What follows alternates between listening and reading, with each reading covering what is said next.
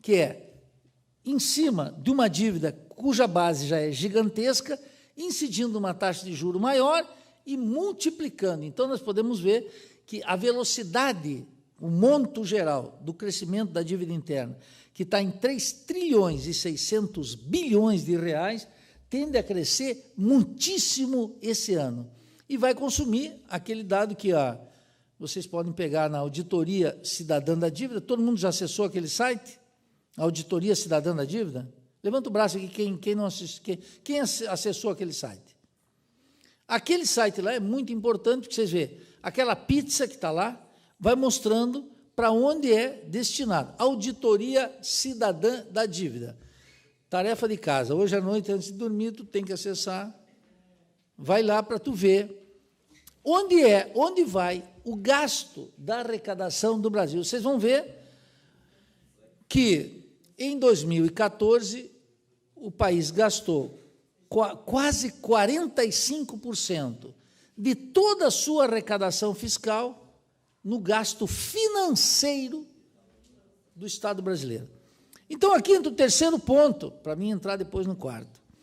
O terceiro ponto é o seguinte: há que fazer uma distinção básica entre uma crise financeira, ou seja, o seguinte: o governo nunca arrecada o suficiente para bancar todos os preceitos constitucionais, gastar todas as verbas em saúde, educação, ciência, tecnologia, cultura, transferência para estados e municípios, previdência social, etc. e tal, e honrar o pagamento da dívida. O país está, portanto, cada vez mais diante de uma situação limite.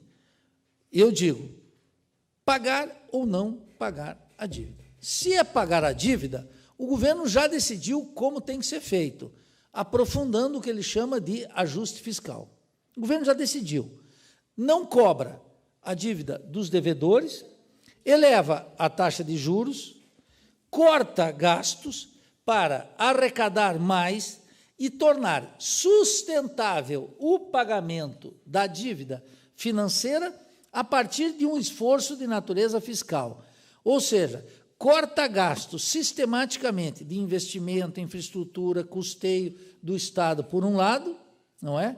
Não mexe na arrecadação e ainda eleva o gasto financeiro. O que o governo está, na prática, fazendo? Está criando as condições para perpetuar isso que ele chama de ajuste fiscal. E, ao mesmo tempo, está dizendo com isso, toda a imprensa diz, está tudo legalizado, está tudo às ordens do dia, todo esse esforço é feito para tornar, eles dizem assim, tornar sustentável a relação dívida-PIB. Significa o seguinte: pagar um percentual anual, tornar sustentável a dívida PIB é aquele dado que os economistas ficam dizendo, o percentual da dívida em relação ao PIB é 46%, é 54%, é 66%. Agora, quanto é que está, Daniel?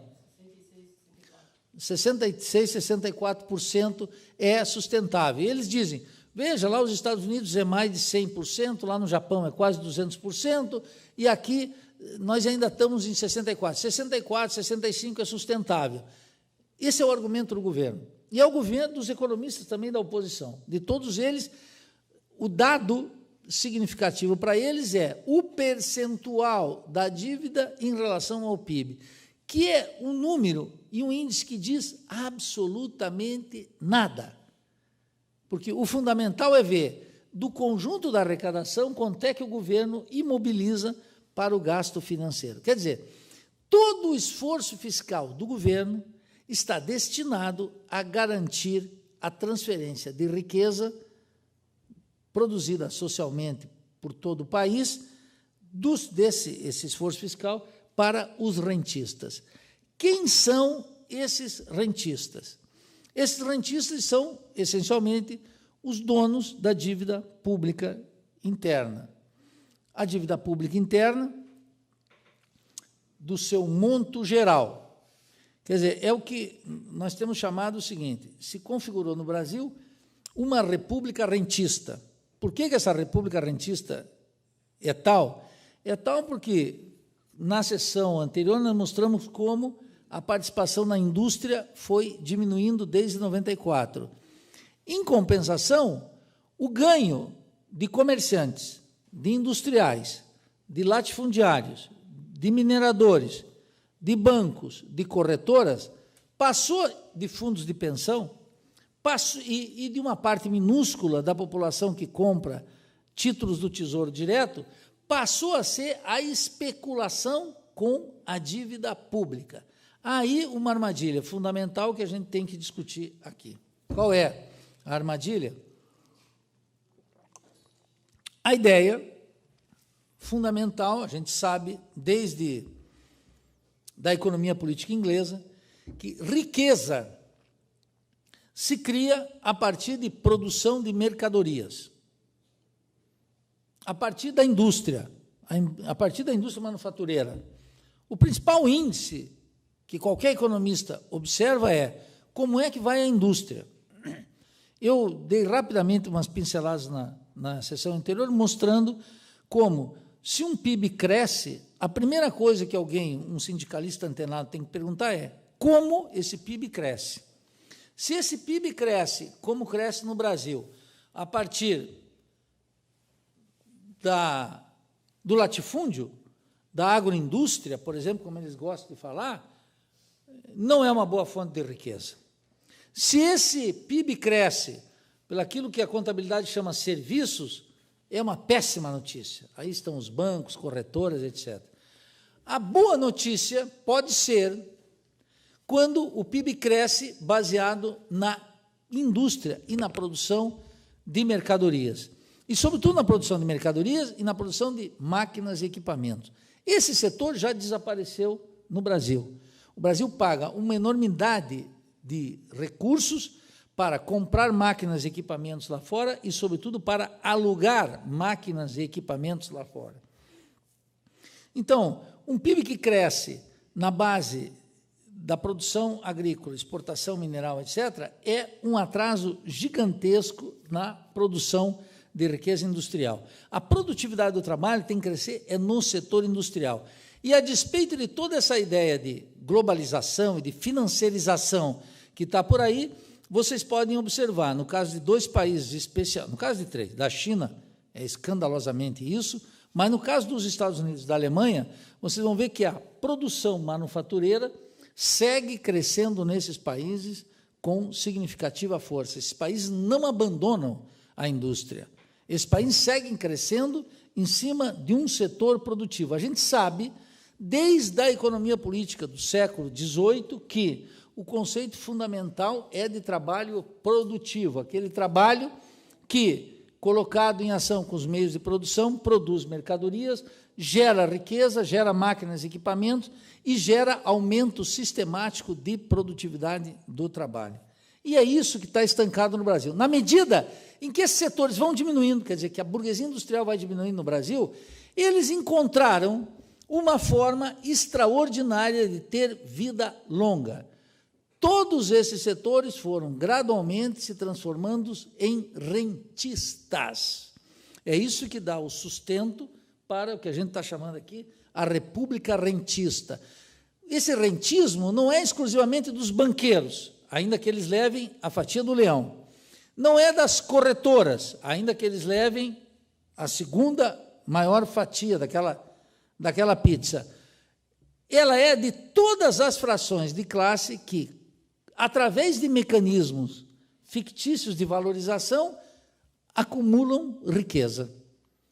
E, sobretudo, no esquema da dívida, então, tem uma parte da população que compra títulos da dívida pública, do Tesouro Direto, que corresponde a 0,3% do conjunto dos títulos. Tem uma parte da população que compra isso. Mas essa é uma parte minúscula. Os fundos de pensão levam uma segunda parte, cerca de 14%, 15%. Esse é o dado, Daniel? 14%, 15%. As corretoras, 19%, quase 20%. Os bancos, 37% do conjunto da dívida. Então, quando vocês pegam aquela pizza da Auditoria Cidadã da Dívida, vocês podem pegar aquela pizza, observar quem leva o quê? Corretoras e bancos nacionais e estrangeiros se apropriam cada vez mais dos títulos da dívida pública. Esse leilão, que é um leilão mensal dos títulos da dívida pública, é uma notícia que não existe no país. Vocês nunca veem. Pode pegar qualquer jornal, pode pegar qualquer jornal, não tem lá. Leilão da dívida pública foi... Isso já se incorporou de tal forma que não é objeto de notícia. Então, o principal fenômeno do Estado brasileiro é esse superendividamento do Estado brasileiro. Um gigantesco endividamento, que é um endividamento financeiro que já garante, indiscutivelmente, vida longa para esse tipo de ajuste. Eu mencionei muito rapidamente, queria detalhar um pouquinho mais isso agora. Esse ajuste nasce da ideia do seguinte: o ajuste no balanço de pagamentos. Quando há um desequilíbrio no balanço de pagamentos, vocês pegam em qualquer... entram lá no governo, quando o governo coloca balanço, pode entrar no Wikipedia, balanço de pagamentos, vai aparecer lá, uma coisa que qualquer um consegue entender. É bem simples, observa lá como é que isso funciona, do balanço de pagamentos, e vocês vão ver o seguinte: esse ajuste do balanço de pagamento é que o Brasil tem, sempre teve, só durante o primeiro mandato do presidente Lula não, mas um desequilíbrio crônico do balanço de pagamentos. Isso se deve não a um desajuste fiscal, mas um conjunto de outras causas fundamentais, entre elas remessa de lucros, remessa de dividendos, entrada de capital externo, empréstimos intercompanhias multinacionais e um conjunto de outros mecanismos. Quando o governo está falando ajuste, o governo está falando, embora isso nunca seja discutido, de ajuste no balanço de pagamentos. Como o Estado brasileiro tem um balanço de pagamentos estruturalmente deficitário, desde sempre deficitário, então nós podemos já perceber que esse ajuste não é algo, como diz o governo, passageiro, que aplica tal como se fosse, tal como os economistas gostam de mostrar. Por uma situação passageira, alguém de vocês tem um descompasso nas finanças pessoais, então vai ter que cortar o teatro, a churrascaria, uma viagem, etc., passa 3, 4 meses, 1 ano de um certo aperto e depois volta o ciclo crescer. Ele sempre usa essa metáfora da família, das pessoas, etc. Num país é diferente, porque a estrutura do balanço de pagamentos no Brasil é, historicamente, uma estrutura deficitária. Desde 1994, o único período em que não foi deficitária foi no primeiro mandato do presidente Lula. O resto foi sempre deficitário. Então, esse ajuste no balanço de pagamentos agora tem que ser um ajuste permanente, porque o ciclo aquele ciclo de elevação das matérias-primas e produtos agrícolas despencou. As matérias-primas que o Brasil exporta não valem tanto no mercado mundial.